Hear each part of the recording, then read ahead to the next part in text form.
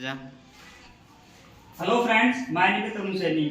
तो मैं आज आपको स्ट्रीम एंड बोर्ड टॉपिक का एक ऐसा पैटर्न कराऊंगा, यानी उसका ऐसा टाइप का क्वेश्चन कराऊंगा जो आपको शायद आता भी होगा। तो आपको बहुत इजी तरीके से मैं करा दूंगा। आपको आपको आता होगा नहीं आता होगा, लेकिन कंफर्म है कि इस मेथड से आप करोगे तो आपको बहुत इजी स्टेप में, यानी ऐसे आप उसको 5 स्टेप में करोगे तो मेरे इस मेथड से आप 2 स्टेप के अंदर क्वेश्चन को सोल्व कर सकते हो। तो स्ट्रीम एंड बोर्ड टॉपिक है, हाल ही में लेटेस्ट एसएससी एमके 2023 इसी साल वाले एग्जाम में आया क्वेश्चन है। तो देखिए स्ट्रीम बोर्ड का। हाँ, अगर आपको लगता है कि 5 मिनट के अंदर आपको क्वेश्चन समझ में आ गया तो चैनल को सब्सक्राइब करिए, वीडियो को शेयर करिए। तो देखिए क्या है ये क्वेश्चन क्या है। देखिए, एक नाव धारा के प्रतिकूल 45 घंटे में निश्चित दूरी तक यात्रा करती है।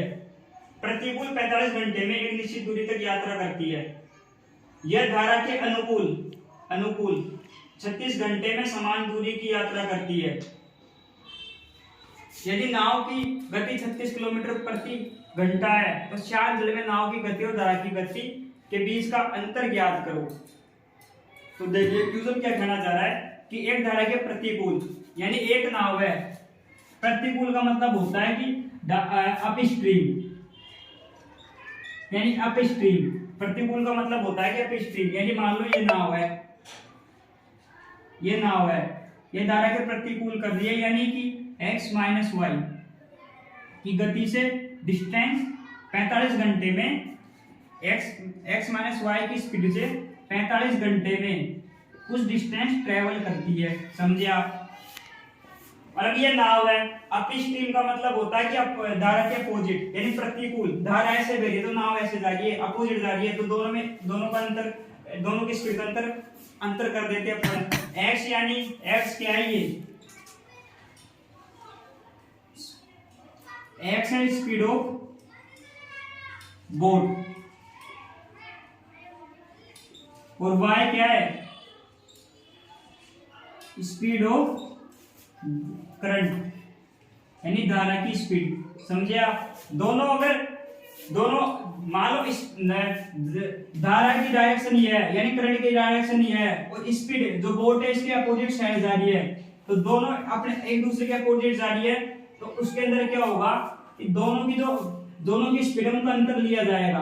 क्योंकि बताऊं कैसे? मान लो इधर से स्ट्रीम आ रही है, इधर से पानी का बहाव आ रहा है और मैं बोट लेके इधर जा रहा हूं, तो मुझे स्पीड मेरी कम होगी ज्यादा होगी? आप बताओ। आगे से रुकावट आ रही है, आगे से पानी का लेवल, आगे से पानी मेरे साइड आ रहा है और मैं पानी की तरफ जा रहा हूं, तो मुझे पानी रुकावट तो करेगा आगे जाने के लिए। इसलिए अपन इन दोनों की स्पीड में अंतर लेते हैं अप स्ट्रीम के अंदर। तो दोनों की स्पीड का अंतर क्या हो गया, x माइनस वाई। इसी स्पीड से जाएगा वो, कि खुद की स्पीड में से धारा की जो करंट की स्पीड आ रही है, जो धारा की गति आ रही है, उसको माइनस करके ही जो स्पीड बचती है वही खुद की बोट की स्पीड होती है अप स्ट्रीम के अंदर। समझे आप? तो करना क्या है, क्वेश्चन क्या कह रहा है कि एक बोट अप स्ट्रीम से जा रहा है 45 किलोमीटर प्रति 45 घंटे के अंदर कुछ डिस्टेंस ट्रैवल दूरी फिक्स करता है वो, यानी अप स्ट्रीम से जा रहा है और 45 घंटे बाद कुछ निश्चित दूरी तय करता है। क्वेश्चन ये कह रहा है। फिर आगे देखिए, यह धारा के अनुकूल 36 घंटे में समान दूरी तय करता है, यानी क्वेश्चन ये भी कह रहा है कि ये बोट है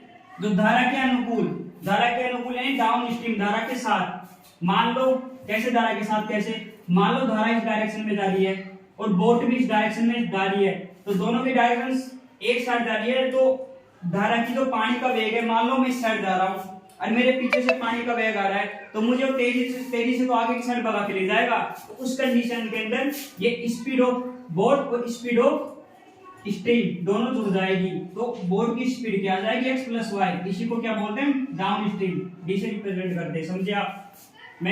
तो क्वेश्चन ये कहना चाह रहा है, अगर वो डाउन स्ट्रीम जाती है, यानी x प्लस वाई की स्पीड से जाती है, तो 36 घंटे के अंदर वो फिक्स निश्चित दूरी, यानी वो दूरी ट्रेवल कर लेगी, मतलब वो दूरी निश्चित कर लेगी।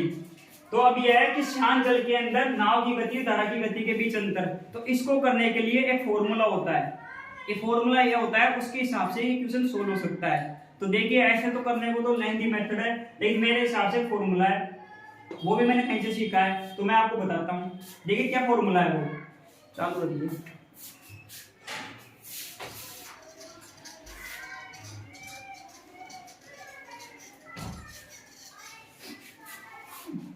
देखिए फॉर्मूला क्या होता है कि speed of boat upon speed of stream, speed of boat upon speed of stream,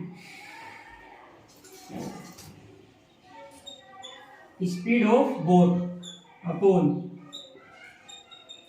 speed of stream यानी धारा बराबर इक्वल टू टाइम ट्रेवल।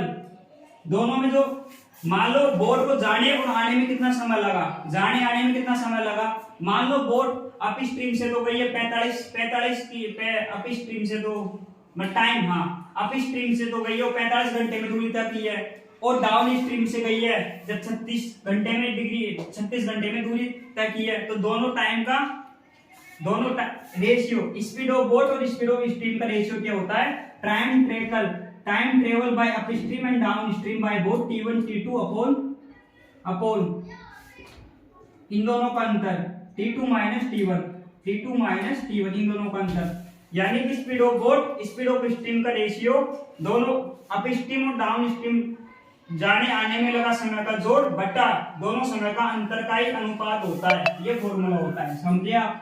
तो इसके अंदर वैल्यू रख दो। स्पीड ऑफ बोट कितनी है, अपन को कुछ नहीं पता कि स्पीड ऑफ बोट कितनी है और स्पीड ऑफ स्ट्रीम कितनी है, अपन को तो टाइम का ही पता है, बस टाइम कितना है, समझे आप। तो टाइम का रख दो। नहीं रुको एक मिनट, इसके अंदर क्या दे रखा है, यदि नाव की गति 36 किलोमीटर प्रति घंटा है, सॉरी ये नाव की गति है 36 किलोमीटर प्रति घंटा, नाव की गति 36 किलोमीटर प्रति घंटा शांत जल में,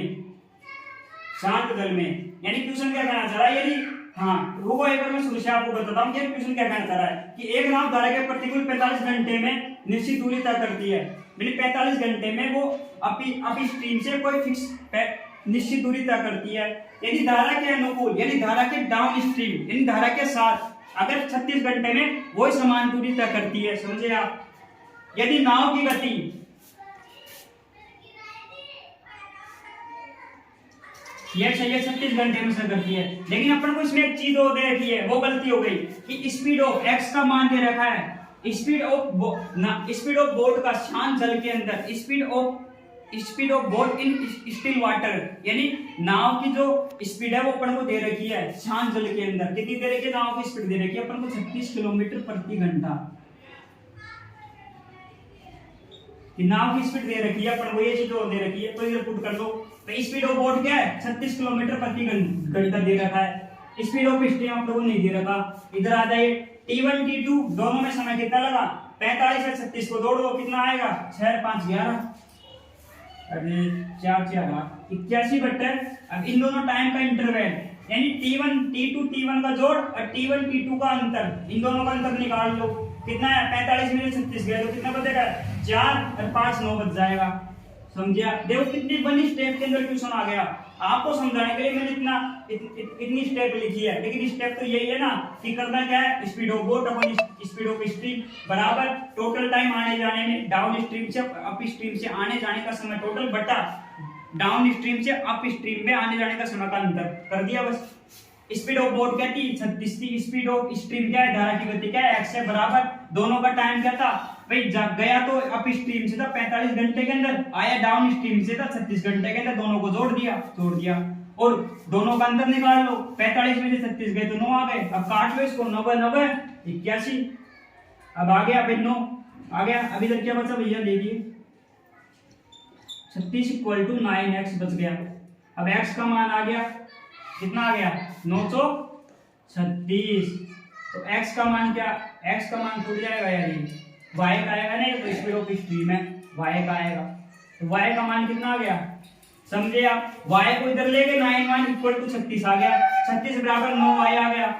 अब y का मान क्या जाएगा, y इक्वल टू 36 बटा 9, तो 936, तो 4 किलोमीटर प्रति आवर, यानी speed of boat speed of stream धारा की गति क्या है 4 किलोमीटर प्रति घंटे। लेकिन अपन से क्वेश्चन ने क्या पूछा है कि बोट की नाव में गति और धारा की गति के बीच अंतर, यानी नाव की गति और धारा की गति के बीच अंतर, तो निकाल दो। कैसे निकालेंगे भाई, नाव की गति क्या है x है और बोट की गति क्या है, वो नाव की गति तो 36 किलोमीटर प्रति घंटा है और धारा की गति क्या आ गई 4 किलोमीटर प्रति घंटा आ गई।